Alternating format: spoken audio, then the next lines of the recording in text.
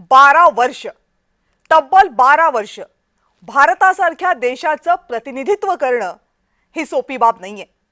पंतप्रधान नरेंद्र मोदी यांनी ही गोष्ट करून दाखवली आहे। त्यांच्या तिसऱ्या कार्यकाळामध्ये अजूनही 3 वर्षांचा कालावधी बाकी आहे। पण 12 वर्षांचा हा कार्यकाळ फक्त नरेंद्र मोदी यांच्यासाठीच नाही, तर अवघ्या भाजपा या पक्षासाठी प्रचंड भरभराटीचा ठरला।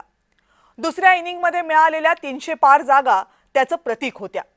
राजकीय दृष्ट्या विचार करायचा तर पंतप्रधान नरेंद्र मोदी हे केंद्रात स्थिर असताना भाजपा राज्यांमध्येही विस्तारत गेली, स्थानिक स्वराज्य संस्थांमध्ये विस्तारत गेली।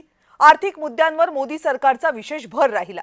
कोविड आणि पश्चिम आशियातील युद्धाचा अपवाद वगळता देशाने उत्तम प्रगती केल्याचा दावा भाजपा सरकार वारंवार करतं।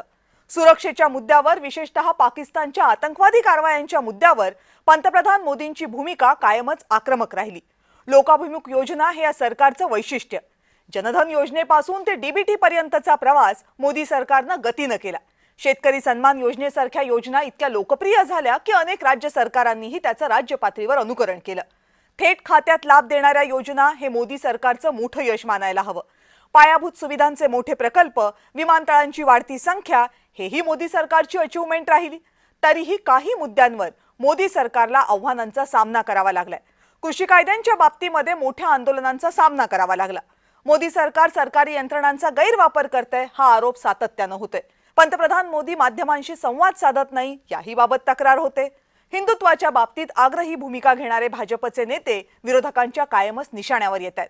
पण एकूणच विकास, हिंदुत्व, राष्ट्रवाद यांची सांगड घालत भाजपाने देशभरात जी राजकीय पकड मजबूत केली आहे त्याला तोंड देणं सध्या तरी सहज शक्य दिसत नाहीये। या संदर्भात आज बोलणार आहोत, पण त्या अगोदर पाहूयात मोदी सरकारच्या गेल्या 12 वर्षांच्या कार्यकाळाचा आढावा घेणारा स्पेशल रिपोर्ट।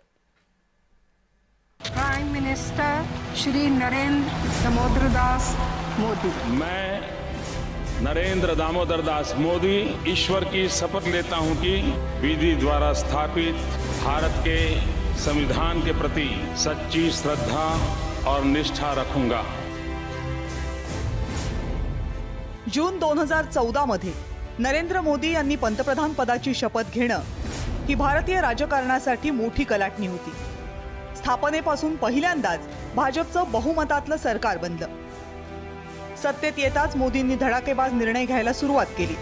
स्वच्छ भारत अभियानामुळे भारतीयांना स्वच्छतेचं महत्त्व पटवून दिलं। 8 नोव्हेंबर 2016 मध्ये नोटबंदी झाली आणि संपूर्ण देशाला धक्का बसला।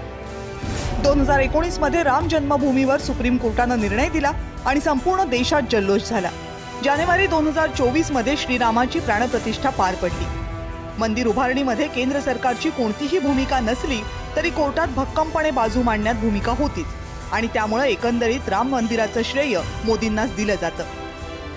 2019 मध्येच कलम 370 मधून काश्मीरचा उल्लेख वगळण्यात आलाय, त्यामुळे काश्मीरला दिलेला विशेष दर्जा रद्द झाला आणि घटनात्मकरित्या जम्मू आणि काश्मीर पूर्णपणे आणि सर्वार्थाने भारताचाच भाग आहे हे अधोरेखित झालं।